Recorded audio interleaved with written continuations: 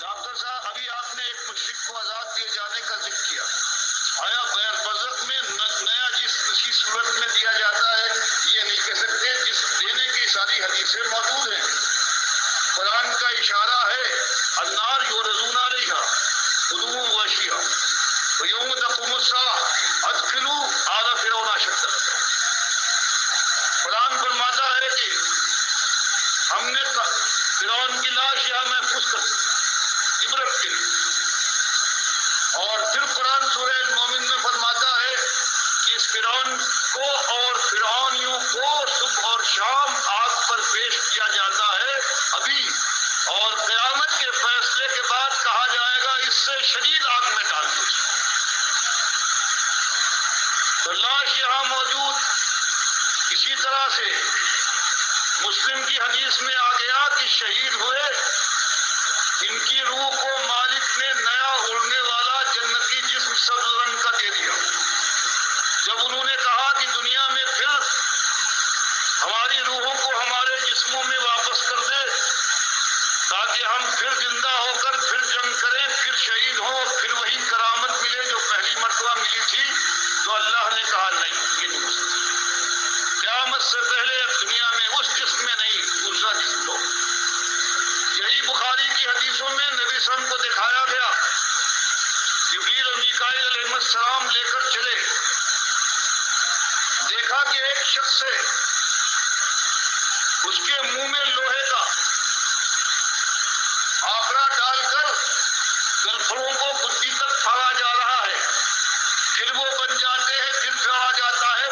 پوچھا یہ کون؟ کہا یہ وہ شخص ہے دروں کو جو ہوائیاں اڑاتا تھا، ایک بات کہتا تھا، آفاق میں ہر طرف پھیل جاتی تھی، قیامت تک اس کے ساتھ یہی ہوتا رہے گا۔ پھر دیکھا سود خور نکلنا چاہتا ہے، پتھر مارتا ہے، سر پھٹ جاتا ہے، پتھر لڑک کر گرتا ہے، جب تک کہ وہ پتھر اٹھا کے لائے وہ مارنے والا، پھر سر ٹھیک ہو جاتا ہے، پھر مارا جاتا ہے۔ معلوم ہوا جسم زوانی اور زانیوں کو دیکھا کہ ایک تنور کے اندر آگ جل رہی ہے، جب آگ بھڑکتی ہے تو اوپر آ جاتے ہیں، نکلنے والے ہوتے ہیں منہ سے، لیکن پھر آگ ٹھنڈی ہوتی ہے، پھر نکلتے ہیں۔ یہاں کے زانی تو کوئی کراچی میں، کوئی لاہور میں، کوئی امریکہ میں، کوئی یورپ میں ہے، سب قبریں الگ الگ، وہاں سب جمع ہو گئے، ایک جگہ جمع ہو گئے اور ان کو جسم بھی دیا گیا۔ مومن کے لیے بخاری کی جگہ جگہ حدیثیں آتی ہے کہ اس کو اٹھا کر بٹھایا جاتا ہے، کوئی قید نہیں کہ جلا دیا گیا ہو یا بم سے اڑ گیا ہو یا شیر نے کھا لیا ہو۔ ہر مومن کے لیے مالک فرماتا ہے ثم اماتہ فاقبرہ، ہر شخص کو مومن اور کافر ہو اس کو موت دینے کے بعد ہم قبر بھی دیں گے، اور یہی قبر ہے جس کو انہوں نے مٹی کی اس قبر کو بنا کر روح کو لوٹا کر احساس پیدا کیا ہے، عذاب دلوایا ہے ہڈیوں کے اوپر اور ریزوں کے اوپر۔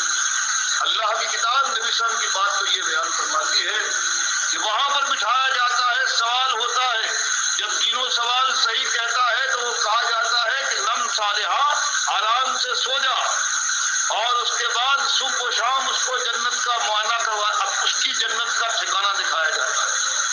تو یہ جسم بھی ہو گیا، قرآن سے بھی اور حدیث سے بھی نبی صلی اللہ علیہ وسلم نے فرمایا کہ مجھ سے فرشتوں نے کہا یہ آپ کا مقام ہے، میں نے کہا چھوڑو، کہا نہیں، ابھی آپ کی عمر کا ایک حصہ باقی ہے، پورا کر لیجیے، آپ داخل ہو جائیں گے۔ یہ بخاری کی حدیث ہے۔ تو یہ اسی صورت میں نہیں، جسم دینا ثابت ہے لیکن اس کی صورت کیا ہوگی یہ نہیں کہہ سکتے۔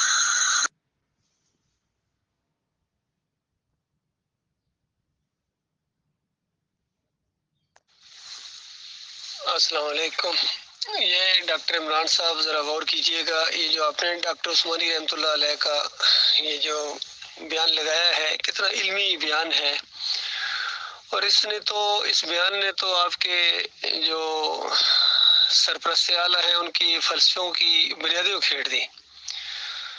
فیاض محمود کہتے ہیں کہ ڈاکٹر صاحب نے جو برزخی جسم کا ذکر کیا ہے یہ اجتہاد کیا ہے، اور اس طرح وہ یعنی کوئی حدیث سے ثابت نہیں ہے۔ یہ انہوں نے ڈاکٹر عثمانی رحمۃ اللہ علیہ پر بہت بڑا الزام لگایا، حالانکہ اس بیان کے اندر تو ڈاکٹر صاحب بہت زور دے رہے ہیں کہ بالکل جسم ثابت ہے، قرآن کی آیات پڑھ رہے ہیں، بخاری کی روایت لا رہے ہیں، اب اس جسم کی پوری کیفیت کیا ہے وہ نہیں ہم بیان کر سکتے، لیکن یہ ثابت ہے کہ جسم ملتا ہے وہاں. یہ کوئی قیاس وغیرہ نہیں کیا، یہ کوئی اجتہاد وغیرہ نہیں کیا ڈاکٹر صاحب نے، بلکہ قرآن و حدیث سے ثابت کیا ہے. تو فیاض محمود باجوہ صاحب کی یہ بات بالکل باطل ثابت ہو گئی. دوسری بات، فیاض محمود باجوہ صاحب کہتے ہیں کہ یہ روح ہے، اس کو بھی موت آ جاتی ہے، یہ مر جاتا ہے، اس کو مردہ کہا گیا. بتائیے کتنی واضح ڈاکٹر صاحب نے یہ بیان دیا ہے، کہاں اشارہ بھی نہیں کیا ڈاکٹر صاحب نے اس انداز سے، بلکہ روح وہاں جاتی ہے اور وہاں اس کو جسم ملتا ہے، بس اس پر زور دیا ہے ڈاکٹر صاحب نے. اصل میں یہ جو شرک کی بنیاد بنا عقیدہ حیات النبی فی القبر یا اسماء موتا یا عود روح فی القبر، اس قبر کے اندر جو سننے والا یا ادھر اشارہ کرتے ہیں نا، چاہے علی انجینئر ہو، توصیف الرحمان راشدی ہو، سارے ادھر ہی، باقی جو بڑے بڑے دوسرے احمد بن حنبل، ابن تیمیہ، قیم، وہ تو بہت ہی زیادہ زور دیتے کہ اسی قبر میں ہوتا ہے، اسی قبر میں ہوتا ہے. باقی جو سمجھتے ہیں کہ مردے نہیں سنتے، وہ بھی اسی قبر کی طرف اشارہ کر کے کہتے ہیں یہاں برزخی ہے. تو یہ بہت بڑا ظلم اور بہت بڑی زیادتی ہوئی ہے. تو مسئلہ یہ ہے کہ یہاں نہیں بلکہ وہاں کا معاملہ ہے سارا.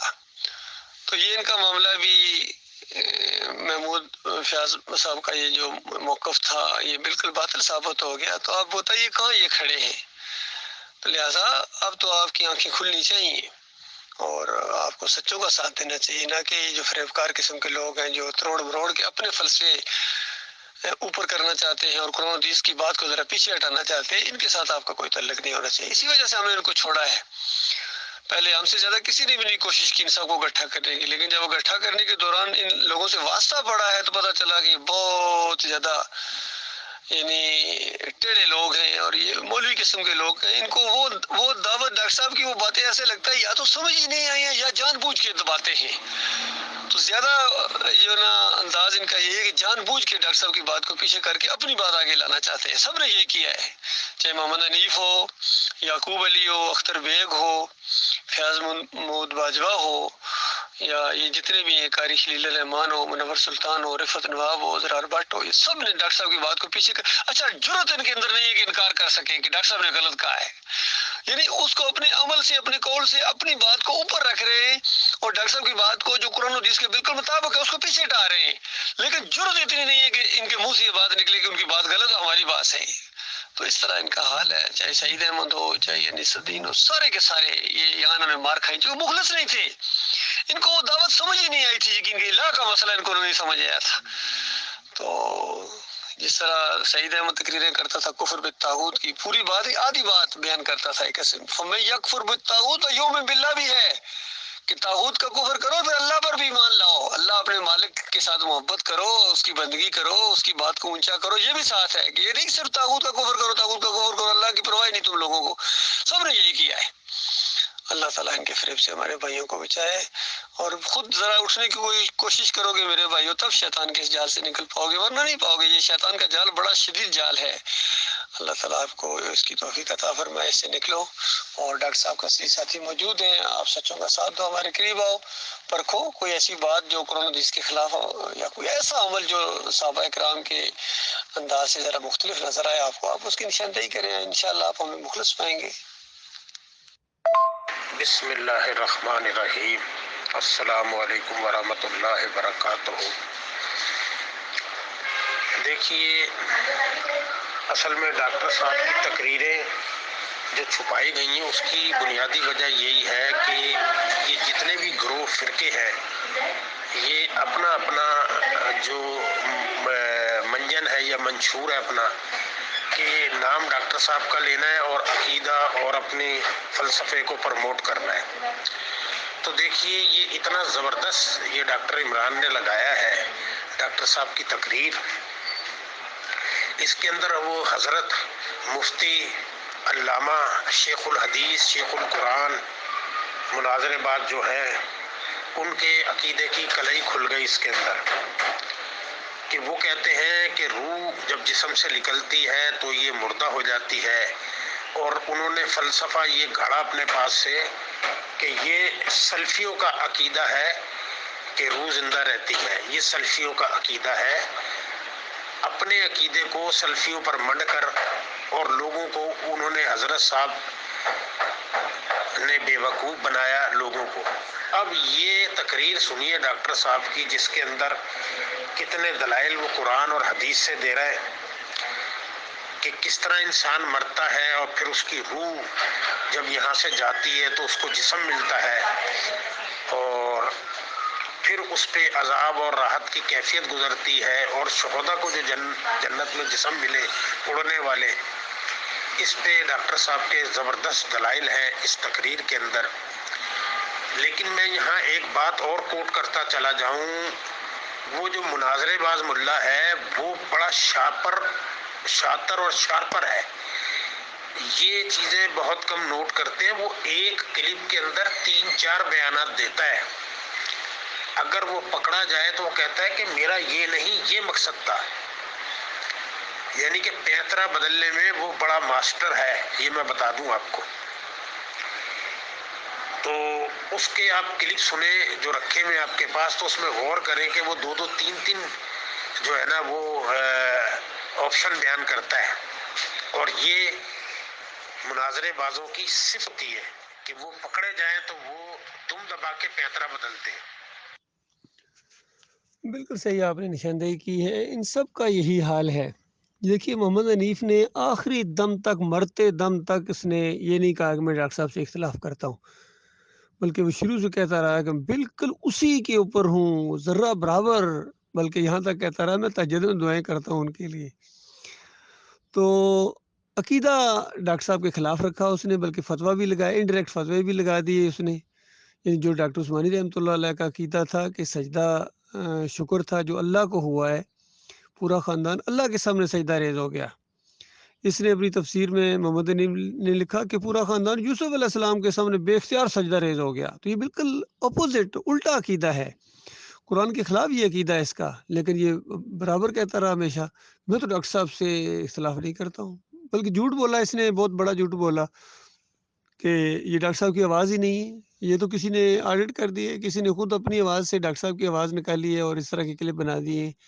डॉक्टर साहब ऐसी बात कह ही नहीं सकते। तो इस तरह इसने फ़रेब दिया अपने नफ्स को भी और जमात वालों को भी। फिर लांडी वाला जो सईद अहमद है, वो भी देखिए किस कदर चरब ज़ुबानी से काम ले रहा है और किस कदर धोखा दे रहा है अपने नफ्स को और लोगों को। अनीसुद्दीन ने यही किया, मुनव्वर सुल्तान ने यही किया, रिफत नवाब ने यही किया। तो इनमें से कोई भी डॉक्टर उस्मानी रहमतुल्लाह अलैह के 100% हम अकीदा और हम तरीका नहीं है। ये जितने ग्रुप बन गए हैं, रिफायाम वाला और लांडी वाले ग्रुप के अंदर तो शिरक आ गया, सजदा ताज़ीमी का शिरक आ गया। बाकी ये जो 3 ग्रुप हैं, इन्होंने भी रास्ता टेढ़ा करने की कोशिश की है। याकूब अली ने भी, अख्तर बेग ने भी और फयाज़ महमूद बाजवा साहब ने भी। बदर साहब भी अलहदा हो गए थे, हालांकि उनको मना किया था जमात को मत छोड़ो। उनके बेटे खैर बहुत ही ज़्यादा दुनियादार किस्म के मौलवियाना अंदाज़ है उनके अंदर। बहरहाल आस्ता आस्ता इन सबसे लोग इंशाल्लाह निकलेंगे और निकल कर आ रहे हैं हमारी तरफ इंशाल्लाह। आगे जाके मज़ीद देखेंगे कि देखो कौन मुखलिस है इस दावत के साथ और कौन वाक़या ही उसी के ऊपर और कौन उसी को छोड़ चुका है। ये लोगों पर आस्ता आस्ता बात खुलती जा रही है। जब से हमारा ये अब्दुल्लाह आना शुरू हुआ है, 27 नंबर अब्दुल्लाह के अंदर भी इनकी कली खोली गई थी। फिर 28 नंबर के अंदर तो इनका सबका पोस्टमार्टम किया गया और बिल्कुल बता दिया गया डॉक्टर उस्मानी रहमतुल्लाह अलैह की दावत क्या थी, किस बुनियाद के ऊपर शुरू हुई, किस किस लोगों ने उसका साथ दिया, फिर कौन कौन पीछे हटते गए। और ये जमात के छोड़ने वाले जितने लोग थे जिन्होंने जमात को तोड़ा है, इनको भी बिल्कुल वाज़ेह किया गया इन्होंने जमात को तोड़ा है और ये अपने अंजाम को पहुँचेंगे। हम अल्हम्दुलिल्लाह बिल्कुल हकीकी मानों में उसी मौक़िफ़ के ऊपर हैं जब से इस जमात के अंदर आए। आज से 38 साल पहले हमें ये दावत मिली थी। अल्हम्दुलिल्लाह एक लम्हे के लिए भी हम लोग पीछे नहीं हटे हैं और एक लम्हे के लिए कभी ख्याल वसवसा भी इस अंदाज से नहीं है इस दावत के हवाले से। बल्कि हर रोज़ हर नया वाक़या हमें और मजबूत करता है कि वाकई ये दावत हक़ है जो 20वीं सदी के आखिर में ये डॉक्टर उस्मानी रहमतुल्लाह अलैह के ज़रिए उठी है। ईमान खालिस की दावत, रद्द शिर्क की दावत, कुफ्र बित तागूत की दावत, ये बिल्कुल हक़ दावत है। इसका हम साथ दे रहे हैं अल्हम्दुलिल्लाह और बिल्कुल हम इसी ईमान की शमों को इंशाअल्लाह बुझने न देंगे अल्लाह की तौफीक से। बाकी लोगों को चाहिए कि इसका साथ दें। जो साथ देगा वो अपना भला करेगा और जो नहीं साथ देगा वो अपना नुकसान करेगा और जो मुखालफत करेगा वो तो आगे जाके भुगतेगा।